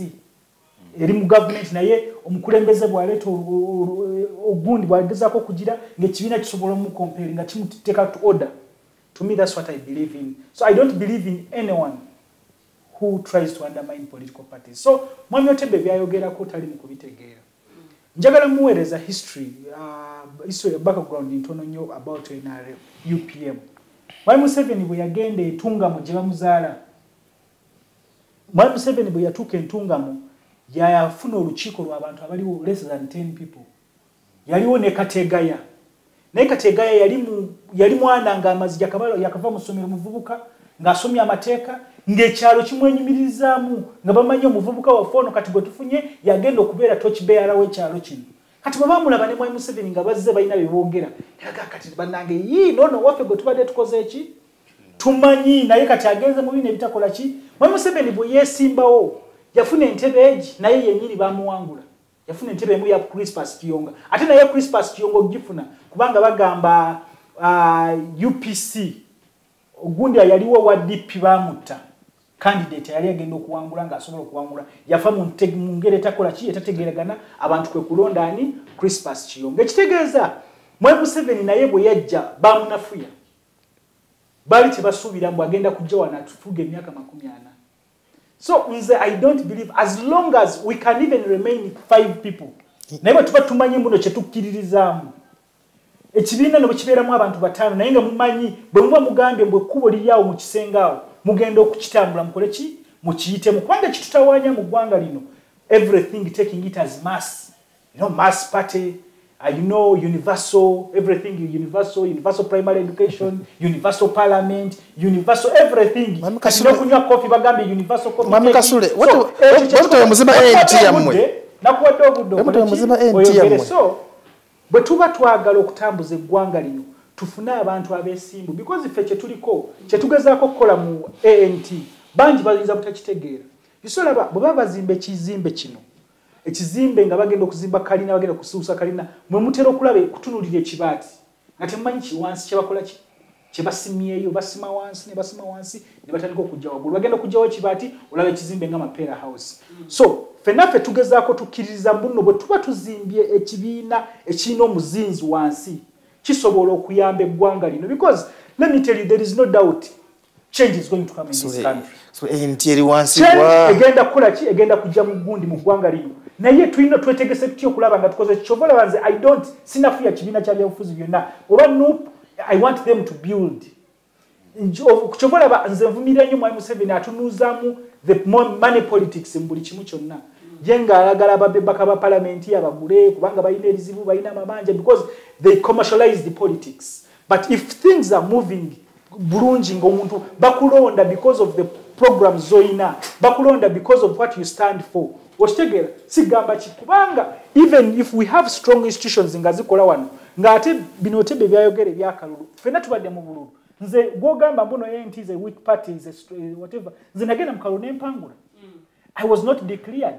NRM nenziba egamba mbuyo eri mass okitegera I went with the party which you are saying is not known I won go to Hoima sit and ask okitegera I won with the party which you think because I had built wansi abantu kye bakkiririzamu abantu balina ensonga lwaki bakola ki bampaka lumuganda wange ono kyagambye n'agamba nabano bwe baba bagenda ne bw'otwala abantu bonna as long as ensonga ziri ze baaluubirirwa let me tell you there is this word mwenna mukyanda rating the word called people power it's a very strong word it's a very strong slogan eyo people power ne bw'ogula abantu abenkanawa you cannot buy it abantu kasita baba balina ekintu ekiba driving to a cause bajja kusigala nga bakola kiwona twalina Sebagala omugenzi nga abantu bafa nga bagenda ku UNEB okukina empapula za Sebagala ne bafa kubanga abantu balaba budde that time mu Sebagala yali astandinga ebintu byabwe be bakola ki Sebagala najja ne bagamba haja alagidde Dr. Besigye n'abeerawo Dr. Besigye kati naye n'atuuka ekiseera Bobi Wine kati waali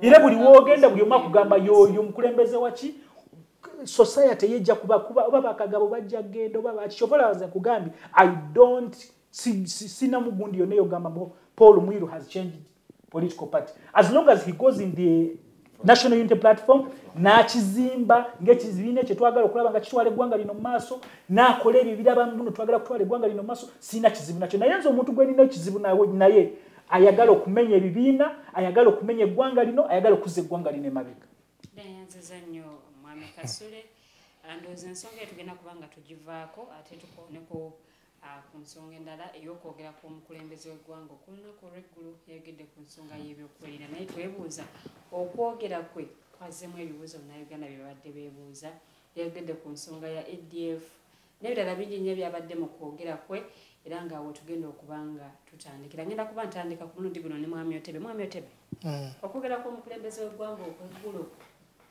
kwazzeemu ebibuuzo bya Bannayuganda bibadde nga beebuuza ku nsonga y'ebyokwerinda Bannayuganda abadde beebuuza ku ki bibuuzo nga ki nti munnange Munnayuganda aliseefu gye buvuddeko UK yalabula nti munaye obutujju buyinza okubeerawo mu ggwanga tebakakasa before kinaki naye kwali kulabulabula busi yes ekisooka ddala Uganda ng'ensi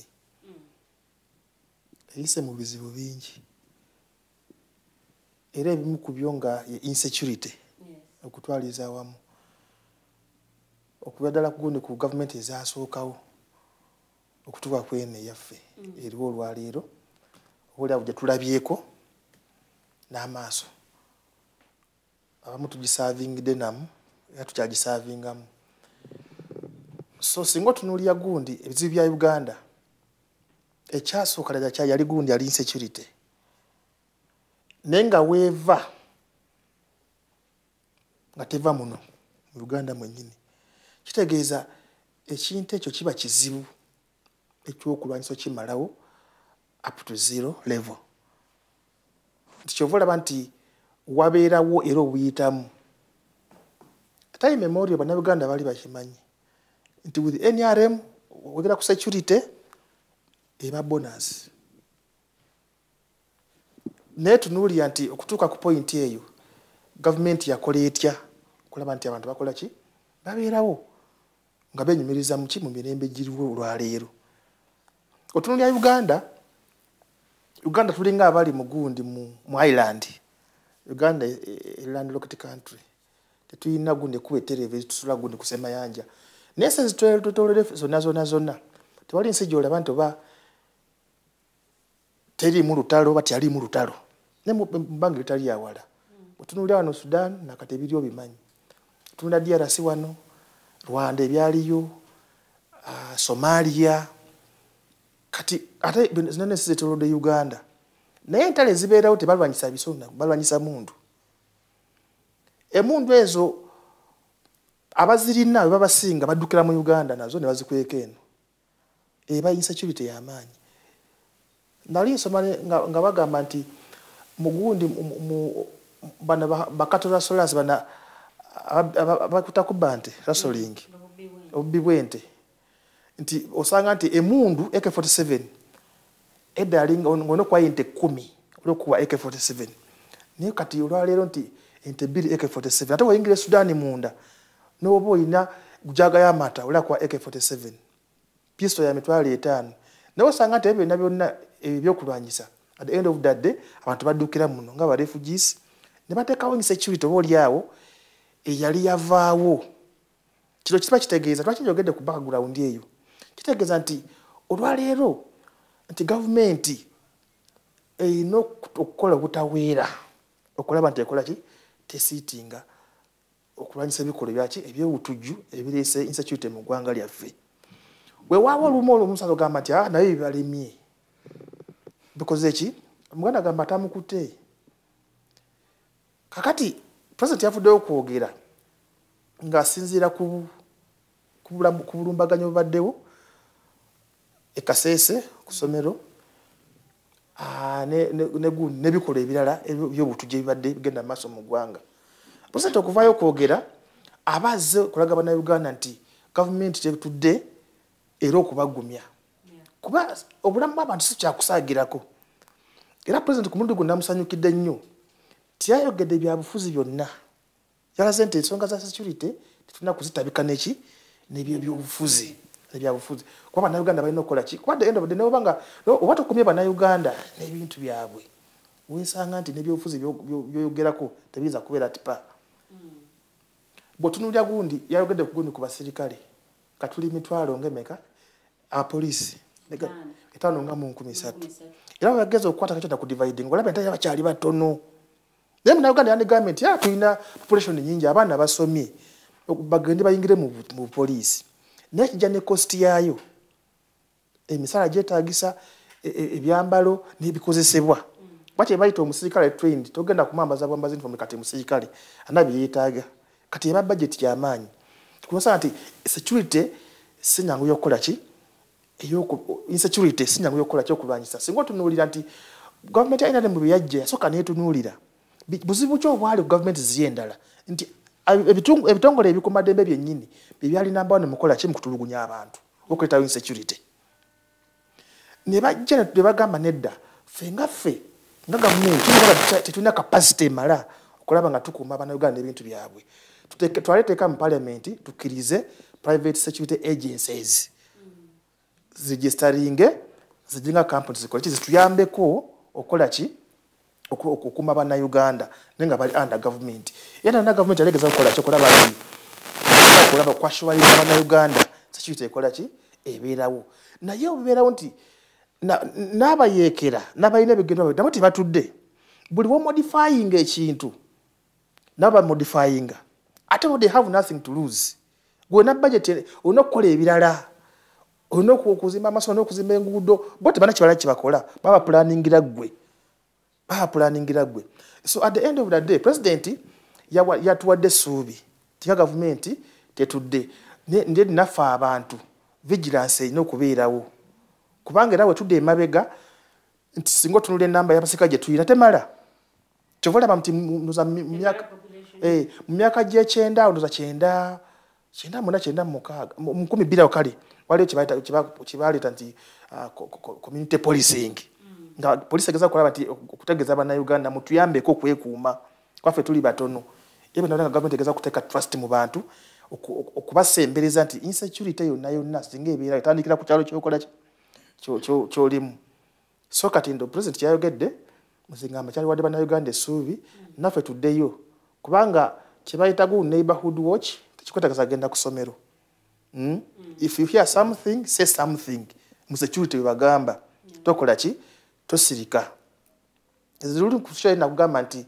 twali tuli awo nga mu kitundu nga waliwo abamu ku batebeza okuba bayekera ba ADF naye naye anywera mu bantu kakati oli yakyogera after 2 weeks nagamba kati yavuddeyo wano katuula nti yadda kansanga naye nga n'amanyi agamanyi negundi ekola kyo kimanyi posi ku the other way round president kinabadde nsuubira okwogerako yena kyagambye nti waliwo omukyala yagenda n'agamba nti omwana yadduka n'agamba abasirikale nti waliwo batulumbi abasirikale ne badireyingamuko president n'abawuliriza n'agamba nti waliwo okubeera set okwambala okukola kino okugenda ensonga ng'ezo so ekyengamba ndowooza webabeerawo kati nga areas ng'ezo ndowooza tewalina kubeerawo lakizite ng'eyo tesibalina okubeerawo standby tuddayo ku kiri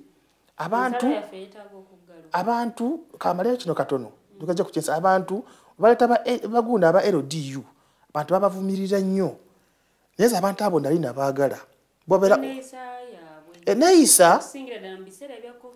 eneeyisa sibona nti baali bakola njagala ombuulire ba LDU baali mu ggwanga lyonna naye okusinga beeyisa mu bitundu ki ekyo kitegeeza nti babaveewo era kati bakolaga nti waliwo vacuum tubeetaaga so eneeyisa kuyita muntu n'omudisciplining aba n'omuwulira n'omuwa fresher course so si kumugjawo eze kugambe kati lwatulaga nti babantu abo bali bakola 24-27 nga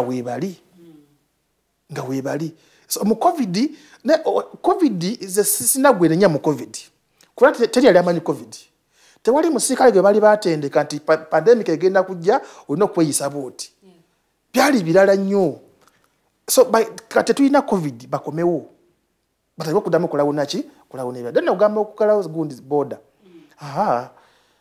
tulina kugalawo border goda obanzigale kitegeeza nti ensi eno neeno temukwatagana ekyokubiri bugalawo border ebyamaguzi bigenda kutambula bitya tegeeza oba starvinga abantu beero babeeno so just tulina okukola kyokubitekawo gundi good mutual understandings wakati waffe n'amawanga gatuliraanye butawe tusoko muli protocols basayining ennyingi nti eno yagundi okujjako abantu emundu erina kusobola okudda muno mu ebiri so border tesaanidde kugalibwawo olwokuba twagala cabinga down insecurity kijja kuba tulina byetukosa ebirala naddala byaki naddala ebyenfuna wanza otunuulira we baagalawo border Uganda ne gundi ne Rwanda olaba ebyaliwo tebyali birungi nnyo Uganda yafiirwa ne Rwanda yakola ki ne Rwanda yafiirwa naye azizo nnyo mwami Otebe ngenda kusoma comment ene eva wa Riruwo Fred webali nnyo kubanga olaba agamba Museveni akendeeze ku ssente z'akozesa ewuwe ayongere ku bukuumi bw'eggwanga mwami Alex Nzizewo okwogera kwa mukulembeze w'eggwanga kyekyo bannayuganda yawadde bannayuganda kyebabadde beetaaga okumanya ku nsonga z'ebyokwerinda lwayo lwentegedde nti mwami Otebe waliwo okwogera kwa mukama we okumusanyula okulanda okutamusanyula era agambye okwogera kwa mukama we eggulu kwamusanyudde nnyo tegeeza okwa bulijjo kumusanyula bitundutundu. Anyway, omukulu okwogera nebimutaanula okwogera tobimanya kubanga okuba yayogedde abaana babatta 16 na mukaaga gw'omukaaga yayogedde eggulu nga 14 almost a month after. Ajja kugaya yabadde akola research, yabadde akola buli kintu, naye yagamba waabwe gye yakulira ng'okunoonya empisolo neweebula baginoonya paka lwe bagifuna. Nga kitegeeza ali experienced mu nsonga za security. Era bw'osomako ebitabo ebimu biraga nti abadde bagezaako okututumula NRM nti ekoze nnyo ku bya security, twebaka n'okwebaka as if otulo balina gye badde batutwala nga wetumala okwebaka ennyo batukanenulamu ne batwala ne tubusuubuza ensi kubanga ffe twebase nnyo. Naye ekibuuzo kyangu nnyo wadde kizibu nnyo kubanga kya security. Lwaki nga manisa kizibu nnyo?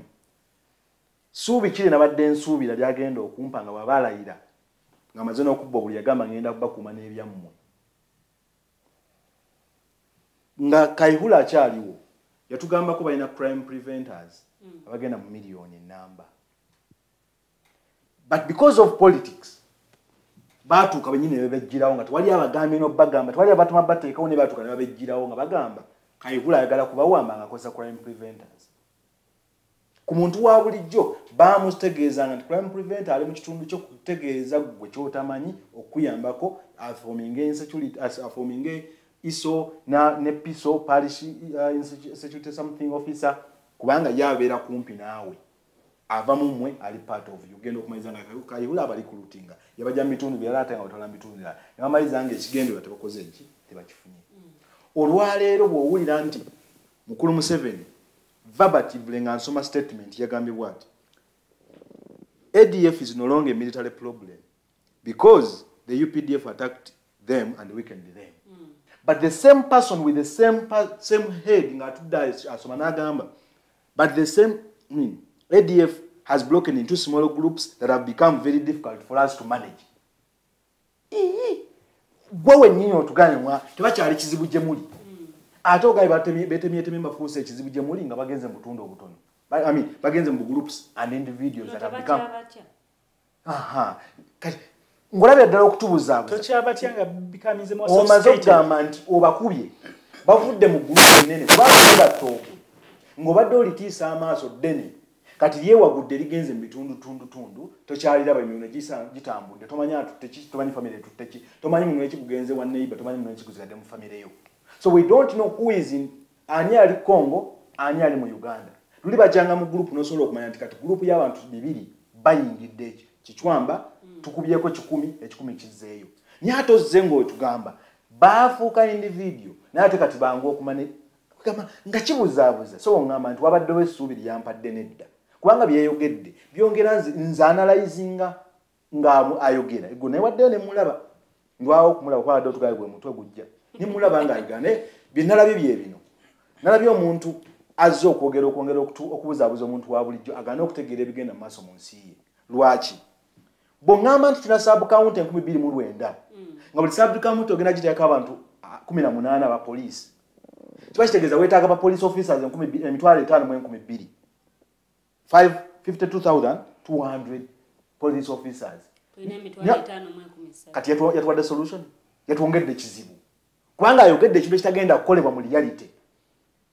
Oyina olwedde 5,513 kyokka oyagala just ku sub county 18 bogenda okuteekawo weetaaga 5,000 kitegeeza weetaaga 10,000 plus ku basirikale mumbejja okujjako nga Munnayuganda yabaddewo n'asuubira nti yatuwadde solution ku bibuuzo ebimu nti yafunye nga bamaze okutta abantu bakagezi bagamba baali ba ADF bateekawo cameras ne tulowooza omuntu wabujjo nti okay tewali muntu agenda kujjawo nakola ebikobero adduke agende kubanga kamera weeziri.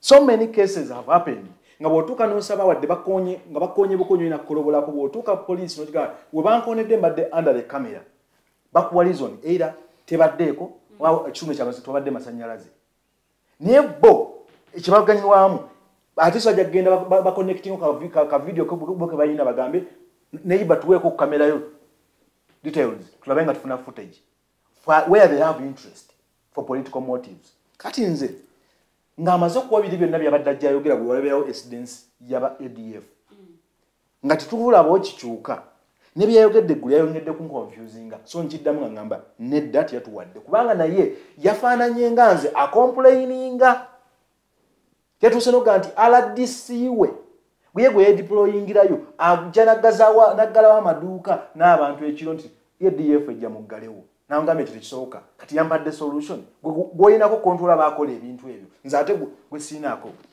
so ebirowoozo bye byafaanaganye ng'omuntu wa bulijjo agamba naye ADF eno webanga twagera ne tugirumba e Congo ne tugikusaza bulirayo ne tubayambako n'okuzimba enguudo tulowooza baasanyuka ate twongera kubanyiiza bazze ne batutamu abantu 50 manya sola namba 3 ng'ate battabaana ate gwe bw'ojja okunnyonnyola nogane batitiizi baba bamanyi nnyo kale bagezeeko balumba ejje lyaffe bakunoonya bagala kunyiiriza they don't oba ntegeera yagambye nti babanga ddala bamaanyi kale bajje balumbe musirikale bajje balumbe basirikale waki balumbye baana omutujju kyayagala okwachivinga kwe kunyiiza gwe okukuba wagenda okukuluma gwe omugamba oba oyagala nnyo jangu ottenze naye yewe yafunye space woyina obunafu we yagenze kubanga kyawulira kyayagala okukola protect the boundaries gwe UPDF so that ono omunafu atasobola kwekuuma tatuukibwako buzibu obwo naye ate oli mukuŋŋamba gwayina emmundu okanga ADF tesobola kutuukako naye ono omwana gw'otawadde bukuumi ye basobola okumutta ate nenenya omwana oba negamba nzawo saalabyewo solution nga omuntu atugamba nti tewali gye mu nsi muno lusobola tutukangakanga ffe nga bannayuganda naye ngaowa ADF yeetemyetememu ebiwagu yazze n'atako that damage kugamba neneebuuza naye ddala wadde kale akaddiine abe nga akyasobola okuconnectinga ebintu tubifune mu little terms toyinza kuŋŋamba nti ng'amaliza yagambye ng'olina kyoyagala mu nsi eno lumbe gye lyaffe tewali mu nsi eno gye lyonna lisobola tukuba tewali mu nsi eno omuntu asobola tulumba netuleka nga bwe yazze niye wa ADF yazze n'atukuba n'afuluma n'emirambo kyenkugambye nti yalumbye abantu baffe nga ayingidde booda yaffe n'abatta n'afuna n'obudde obufuluma n'agenda nga tewaliwo gwe basse bamaze kwekangabiriza nti basseeyo abantu 20 ekiro emirambo egyo tetugiraba naye tulaba egy'abaana abattiddwa abaffe tutuuka ddi okuba nti twetangira okufuna security eyawamu njagala okubuuza mu mbejja nga noono yennyini omukulu mukama wange waali ng'omaze okulaba ddala nti abantu bali mu kufa balaba nti banoonya kasente ekikwata n'okwata ekibuga olwaleero nobanga bwe kanaku okwata booda ezigenda mu 2000 ne weewaana nga boozijjako be bavubuka abaleka batunze epoloti ne bajja bafune booda lwaki ogikwata n'ogimugjako abulwa ekyokukola tasobodde mugayidinga bamukwata bamusindika luddawa bamusindika luzira bakwata omutembeeyi bamusindika luzira agenda okwegatta yegatta n'omwana owa ADF gwe bateekayo nti bamukwata nga wa ADF mutujju bagenda okudda ngo ne bafuuse batujju oba ontegeera omwana gwe bajjako booda bamuteeka ku patrol emutwale eruzira for 1 week agenda okudda nga obusungu olw'okuba eri asanzeyo abatujju so asanzeyo abantu abakwatibwa nti obuzibu byabwe bya nsonga ez'enjawulo bamusiba kutta muntu bamusiba kubanga asinzeewo n'asimako omuntu omutwe ye bamututta abadde mukozi abadde atembeya kantu katono bamututte bamugasse n'omuntu yatta omuntu agenda okudda eno nga omuntu obwongo bumugamba akwata ku pikiyo noonya jambiya genda otte muntu kiro okusobola okufuna ssente fafe nnyini insecurity n'ennamba y'aba causing insecurity n'abaleese damage mu communities zaffe ffe tuba buildinze mu line eyo eyokuba nti tetwagadde kusomesa abantu ku improving their lives twagadde kukozesa bifo byaffe okufuna ssente otunulira omusirikale ebyali ng'ali mu kunoonya ssente mu babodaboda kasita nkwatayo boda 2 mitwalo 2 ye mitwalo 3 obaana yenge ekyakimaze kyaliko n'akozinga so insecurity yeyongera lwakuba there is no political will of calming down the public tension ti abantu bakkirize basobola okwemanaginga mumbejja osobola okuba nga otambula ekawungeezi odda waka naye buli bw'olengera abantu 3 nga bayimiridde manya security toyina weeraliikira kubanga omuvu abantu batandise okubanga tebakyasobola kubanga bafuna ebyo bali mu kufuna olunaku kuva ku makya paka saa 12 alemeddwa okufuna ekikumi alowooza gwakikoze gwaganya ndo kijjamu kati insecurity nze sigala nagiteeka nti ADF nasanga omuntu afudde on a daily basis tusanga abantu abeekubya amasasi tutuwulira abantu abeekubya amasasi leero olwaleero batugambye omusirikale akubye abasirikale babiri n'abalala omulala kugamba asse babiri kati oyo ali within asse babiri we wa ADF oba ekigambo kino UPDF wekijjako nga kifuuka ADF because at the end of the day the killings that are rampant in this country exposing obusungu abantu balina ku nsi eno nga tulina okumanya kyekituusizaawo nti buli muntu agenda okutta munne era singa minisitule yasembeyo okufa singa teyatibwa mukuumi we naye banigambi wa ADF yakoze eki yamuse so nze ndowooza ebintu biringa bibiri omukulu kyalina kati okubanga kukola kwe kukkiriza nti ebintu bibadde bikolebwa mu kuyingiza abantu mu magye mu poliisi nga bayingizaamu abantu kubanga NRM kada bye bisinza okubanga bireeta insecurity because batandika okunoonya nfuna ntya kyensobola okubanga ncontrollinga okuyingiza ssente nteekawo ntya akantu akalabika okuba nti ADF yezze nfune budget so singa abantu bayingira on merit okusobola providinga security detail okubanga tufuna solution eyawamu tulabadde muono okwagamira gwe tukola ki bwe tulimu omukulu ekyakimanyi bulungi kubanga yatuuse okukyogera bwe yabadde ku nsonga za Somalia naga nti bannimba baatuuka okujja omuntu atalina kuba qualified namutwala agende zensobi zeyakoze abantu basirikale baffe ne bafa kati nga amaze okulaba nti biri e Somalia byakolebwa e Somalia ajjukire nti ne wano internally bikolebwanga omuntu yandibadde awa detailed security report agiwa because awa eri fragile oba etali ntuufu kubanga alina kyagala okwachivinga ate anangamba ki onagamba no wanangamba coach wampa umanyize mwana wa uncle wenkola obuzibu ogenda bukavalinga so we have suffered and we are going to continue suffering olwokuba abantu baganya okukola buvunaanyizibwa bwabwe so omukulu ogenda okumwera ebirobozi lyange okusuka ku level ya wano yongera omuga nti obukadde bwe temumuwadde abisebe twali tufunamu mu bukadde bwe singa asobodde obukozesa okwongera okukakanya emitima gy'abantu abongedde obusungu naye abantu abongera busungu atukudaalira abaana nga maze okufa tusa kuba inoga nti ADF twagisanyizawo kati ebitundutundu sensalo zaffe tuzigale anti bye bimu byekugamba nti yayongedde solution bw'oggala ensalo olw'okuba aba ADF individual omu ayayingidde ne tuggala ensalo abasuubuzi abayitaawo bagenda kuyitaawa ebintu byabwe because at the end of the day bantu omeka abakozesa ensalo is it only one ADF person gwogamba gwe wakuba n'omwongerayo as far as Congo kitegeeza ebyo nna kwe kubulwa solution naye najja n'acomplaininga nganze kubanga nze lemman bwe ngamba nti ensalo bazigala ate oba bayingidde tulabe oba naayita ekyo mba nsobola okukirowooza naye mba neenafuyiza kubanga mba ntunuulidde ensonga emu ku nsonga 10 ezigguza ensalo oba ontegeera ensonga ziringa bwe ziba 10 ezigguza ensawo nze lemman nendabako kuggala nsalo kubanga owa ADF omugwe baŋŋambye nti katakyali mu gurupu ayingira nga individual tuggalewo kubanga individual mwagenda kuyingira awo mba neenafuyiza era mba nfaanaganye nga omukadde akaddiye ng'obwongo bulowooza nga bebi naye aziza nnyo mwami Alex mwami Kasule nzizewo ekibuuzo kye kimu kyenkuweereza okwogera kwa president kwazeemu ebibuuzo bannayuganda bye badde beebuuza ku nsonga z'ebyokwerinda.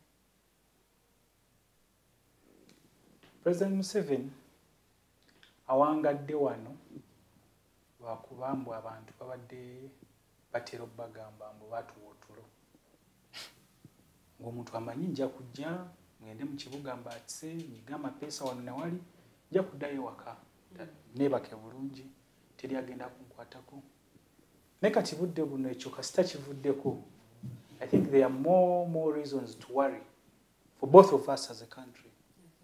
Ye Mr. Museveni kusaidie naffe bana Uganda because kati awo mwe gwanga lino tuina history okuva ku independence tetufunangayo president awayo obuyinza through a peaceful means.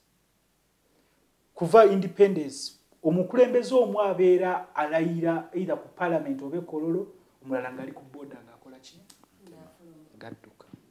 So si bwetandika okubeera bwetyo kati awo kireetawo okweraliikiriza mbuno kye tubadde tugamba tuyimirirako mbwa baatuwa otulo kati otulo tetukyakoze eki tetukyaliwo. So nze kye nabadde nsuubiramu Mwami Museveni okujja okwogera. Because bw'oba tugamba what is ADF? Leka tukole critical thinking. Tutandika okutunuulira ADF kyeki. Tukijje mu bigambo mbuno buli akafa buli afudde ADF yemuse. Nga ne ADF teneba kuvayo claiminga. Because you see, if it's a terrorist group, most terrorist groups, they come out and do what? Kubanga, they own up and, you know, they take responsibility. Chino twachikoze, ate ne bacyenyumirizamu. Because, baba basindika sigino. Because, you see, terrorism, ngabo na kugamba wano juzi, terrorism is a student wa terrorism and counter-terrorism. Terrorism, nga muganda wange bwakyogedde, teina clear definition. It is a wide thing. Ate a terrorist ye waba executing missions ze yaba yagala creating a fear in both the political establishment of administration eriwo obune mu bantu kisinzira agenda ye erichi chobola bankugambi leka tutunulire ddala ADF chechi ate Mwami Museveni singa badde agamba mbu creating a solution maybe yandize kitwali badi tumusuubiramu okutugamba kati tutandiseeko enteekateeka y'okulaba nga twogera n'abantu bano kitege awo bogamba yo otekako solutions naye botandika musimanyi tugenda kubagira twabakuba tubadusiza mu nkambi yonna bawaddeyo naye ate ekizibu kye tulina bazze beintegrating ze mu bantu bano because if it's a terrorist group Mwami Museveni amanyi bulungi how terrorists operate amanyi bulungi mbuno bwe baba bamaze okuintegratinga mu bantu how they can be smoked out ne babajja mu bantu as long as muganda wange naye akyogeddeko Alex nagamba trust jeno omuntu atera okutugamba buli lunaku you cannot give what you don't have. There is no way police wegenda okukolagana n'abantu nga police ebadde tesinye esimbo eri abantu mu bwoba ogenda kukwata abantu ogenda nga agenze kukwata omutujju because police how it's supposed you're losing the professional wound how police conducts itself. How police conducts its work. So, kigenda jiberera kizibu okulaba ngekolaganye n'abantu mwami Oteba abadde agezaako kwogera ku community policing. Community policing ekigenderero kirubiro kyayo it was in 1997. Ekirubiro kyayo kyali mbuno etandiko yambeko police to mobilize society okulaba nga abantu babanguiza okulaba nga abantu basobola okwekuuma. Naye kubanga it is very we all know that citizens are co-authors of their destiny. Bayina okubeera nga nabo participating naye bw'obajjako obuvunaanyizibwa bwabwe gwe buli kimu n'oyagala okyeddiza because olinayo kiri kubanga you look at everything olwekuumidde otya mu buyinza abantu bonna abaweereza information ne bategeera obu freedom yaabwe ne bategeera eddembe lyabwe ne bategeera bye basaanidde okukola mu society mbu basobola okuba enlightened kubanga Mwami Museveni kyasinzeeyo okukola mu Uganda eno okufugira abantu mu bintu ebi obwavu n'obutamanya ignorance. Kati abantu tebamanyi when you even talk about community policing mama wange mukyala agenda kubuuza byebiki kubanga ibo bamanyi ennaku zino woolaba omusirikale olina okudduka okitegeera naye ate omusirikale bw'omulaba ye muntu alina okujja you interact with police officer ate ab'amagye because these days you don't know who is who kubanga ab'amagye baali balina okubeera mu barracks bakuume our borders bagende mu ntalo na buli ki naye budde buno tomanyi oba ono w'amagye ki oba ki we have had also that conflicting whatever confusion they have built an army within an army kyovulaba muganda wange akubuliddeko engeri gye batandika crime preventers ne ba recruiting over 1 million ne babajjawo because balabye the threat to the establishment so nga Mwami Museveni ebyo bikyaliwo akyatya buli kintu kyalaba mbu kigenda kumujja mu buyinza agenda kufuna ebizibu bwebiti kubanga abakugamba ekintu ekyali ekasese ombaana ababa bali batibwa mulimu omwana ya escaping nagenda nearby police nagamba bannange tulumbiddwa bannaffe bali mu kubatta but police did not respond ate mu kitundu awo battira abantu abo bakugamba kyetooloddwawo detaches barracks nga bbiri around that same place so to me I think the issue is beyond what we think oba kyetulaba wano ate nze kizibu kyenina ne bannamawulire mmwe bwe muba mulaba ebintu bino mwetwala ng'abali mu isolation mmwe tebibakwata tebikola ki ate mmwe musaanidde n'okubeera because you as the fourth estate mmwe mwina n'okukola investigative journalism bwe tujja wano you should even have more information than some of us because mmwe mwina okutakinga kini kubanga you shape opinion mugaiding eggwanga kati namwe mulina okuyamba ensi okulaba ng'ekola ki. So ng'abantu tebanaweebwa space to freely participate mu kulaba nga batebenkeza eggwanga lyabwe. Tugenda kubeera n'ebizibu bino. So Mwami Museveni nze kye nabadde mu expectingamu okujja okugamba the civic space agiguddewo. We can go out and sensitize our people. Because that's why when tubadde twogera ku political parties, these are roles that Mwami Museveni can play. These political parties can also help.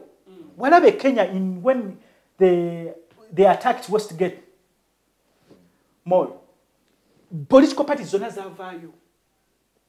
Bonna nga bagezaako okukunga abantu bajje bagaba omusaayi because abantu gibali babaguddemu ng'abantu bafa, abantu beetaaga okukola ki. Political parties nezivayo nezitandika okusomesa abantu how to ngeri gye bagenda okulwanyisa obutujju. But here, where you've even created, made it even that no member of opposition bw'avaayo okugenda okulaba Mwami Museveni, that he's that evil. Olaba bawotebe ne gundi yagenze. It's that evil even to go and meet the president of the country. For that, so, yes. Yes, bamanyi mubi okusinkana Mwami Museveni. Yes, kati ng'okyali mu nsi bw'ekyo mukyala Lilian. Aho kigenda kuba kizibu. Nze I would expect mbwaze atadde opening the civic space. Mbwa abantu tusobola okutuula ne to engage. Even talking about this here. By the way, it's not even safe for us. Oyinza kuvawo enkyani ne bakuyita ne bagamba bewa interviews ebali uddawo. Bye babadde boogera bakola ki. But in talking here tuba tuzze kulaba tuwogere tulabye tutya mbuno tutwala eggwanga lyaffe mu maaso. Tetwogera mu bwabubi. Tuli mu bibiina by'obufuzi not for bad but okulaba nga tutebenkeza eggwanga lyaffe. Because Mwami Museveni, for him, he thinks this country belongs to him. And for us, some of us, that we even pray that he doesn't go with this country. Because neyo possibility weri okola ki. So mu bintu bino byonna ebigenda maaso, muganda wange naye Alex abadde ayogera ku bukyaayi obuli mu bantu. Abantu bayina obukyaayi, bayina anger. The bitterness. This country needs to go through a healing process, a truth-telling moment. Kwanga abantu, you know how many people have been killed in this country. Nga reports tezivuddeyo. They have their families. They have their relatives. They have their friends. Tavuddeyo gamba naye buli bwafa ne batagingako either ADF obachi abantu buchayi bwe bayina bungi. Mwami Otebe tubadde wano off air nga bamukubira essimu waliwo abeesseeyo. Obusungu omuntu watukira okugenda okumala obulamu bwa munne because when did we reach to that as Ugandans? Kubanga ffe twalingamu abantu ba Africa tulinamu that what kye bayita obuntu. Omuntu okufa kintu kyakulaba kyovulaba Alex abadde akugamba mbu abaana baba almost omwezi mabega naye omukulembeze w'eggwanga avuddeyo kati okola ki. No, yeah, you see, let me tell you that President Museveni is the biggest consumer of the intelligence in this country as a president. Buli kimwe kigenda maaso. So tekibiri wakola ki because you know losing 43 abana. You know what it means? Atenze chovola banze bagamba. Yes, never mourned them. Yes, tuongere as a country we would even go to nitukola we kintu ekisingawo. Atenze njagala tuongere okusabira ebitundu bya Rwenzori na ddala Kasese. Because that region has gone through a lot. So obwo busungu bwonna bwo piling ku bantu. How are we going to do what? So to me I think Mwami Museveni going forward China okukola kyetulina okukola as eggwanga okukkiriza mbu we are in a crisis. Tutandika okwogera about transition. Tutandika okulaba because naye bwe tunaatandika ebyo bino bya Mwami Otebe byayogera simanyi Maya project ki oba CNC project tebigenda kuyamba ggwanga lino eggwanga. I think it's high time we start talking about transition okulaba nga twogera ku healing process because even the northern Uganda they've not healed. Bwe mulaba bano ba Mawa crossings simanyi mapenduza akoze bwati they haven't healed. These people, some of them are even living in bacha baga no kuddayo abalala bali bitundu bya Bunyoro Kiryandongo where they fear even to go back where they came from. So this country is we've hurt each other and I think it's high time. Mwami Museveni bw'aba agambye okujja okwogera ayogere ku bintu ng'ebyokulaba tuzza tutya eggwanga lino tuzza tutya abantu baffe obujja ate tukoze tutya okulaba nga tutwala eggwanga lino mu maaso. Tweyanziza Mwami Kasule, Mwami Alex bulaba tulabe mwako lwali. Moderator nayanze gwebale okutukubiza obulungi mu such a wonderful show. Nze nsaba ekintu kimu mu nsi eno n'eggwanga lino. Abavubuka bannange bavubuka bannaffe twongere okuteeka mu mutima nothing about us without us. tewali kyandibadde nga kitukwatako fena tukirimu because this country belongs to us all together. Bwenna bwe tunakkiriza nti tewali nina kubama tukirimu tujja kwongera okumanya lwaki tulina kukola ki ggwanga erigenda okuddako generation eddako tugenda kusupplyingayo knowledge mitima gyaffe myoyo gyaffe physical birime so we prepare tewali kigenda kufuna nongera okwebaza njagaliza abagenda mu weekend walina emirimu ongera okubanga twogera okukwatagana ongera okubanga nongera okukwatagana okwagalizaganya kibe kyanjawulo eggwanga like we need to support each other for us to move. Onayagala kuba meeya agenda kumaliza okubanga ayagala omuntu okumujja waawo amale kumutta yabeere meeya ogenda kukulembera baani because gwe si gwe naye principle eri mu NRM kyegamba bwebanga sikyokkiririza how do we fight how do we communicate okureducing ekyo eyanziza mwami Alex sibiddeyo obusongo buyitirivu tebiri byakuseka lirya nkankukuli oli waviirayo n'agamba mukyala we sweetheart kati kale kangende nze ngenda okwadressinga kino ekintu kyekasese mbagambe nobagamba nandibadde nzize naye ku lwa covid sijja kujjaeyo naye mbasaasi eggwanga twatukaddyawo mwami otebawo wenyini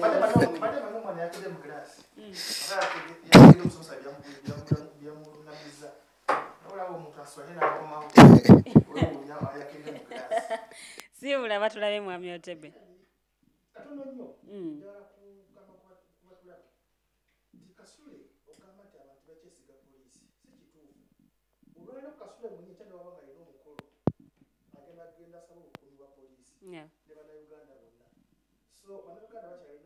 siyawe wabala kye tulina okukola n'ekyokubiri nti mwami Museveni nti yajjayo bwesige mu bantu ku security yaabwe waliwo LC1 councils gye ziri wansi. Wait a moment, that's another story. Zitegeza zibaddeyo kakati kubeko secretary of defense oba akolagana n'ebyokwerinda ku kitundu kitegeeza nti already community policing gyeri wansi tekola ki tevangawo. Lastly nakugamba baganda bange bano wetuba tuli wano nga debating about politics gundi security issues tetekamu politics ojja kuba ogenza as tree tugenda coming out ne point egenda okuyamba muki muna Uganda kuba security webeerawo tekumanyi wali wa NRM wali wa dipo wali wa NUP so emiramu egimu tugigendeze nga tugidebating tubaze kugamba ekyo kyombuuza nti ogala boda kirungi ningamba nedda yadde mukama wange yakoze eki yakyogedde nalungamye bwatyo naye kasinga si ekituufu so baganda bange Alex ne Kasule badde nsaba next time waba lisenga topic ngene ebyokwerinda this tuogere bana Uganda tubawa magezi tukoze tutya at the end of that day so mbadde balayi balungi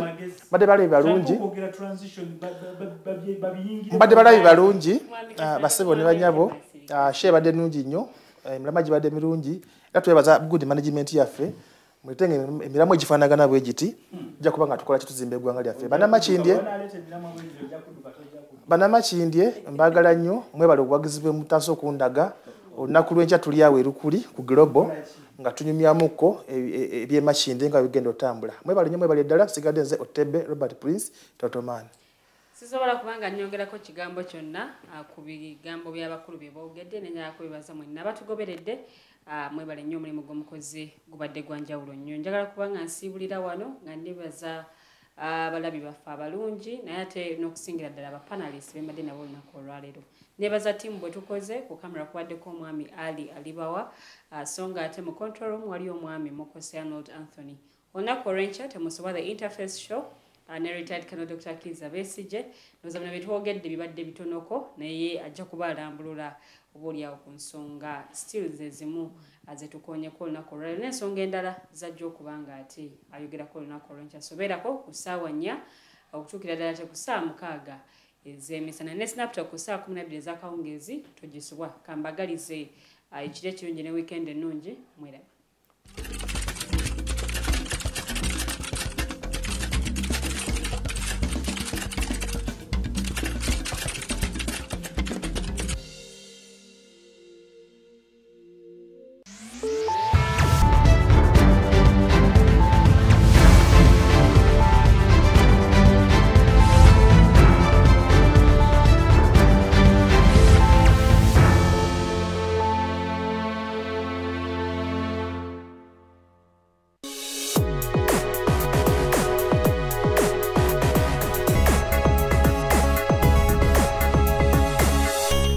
Alternative Dig Talk.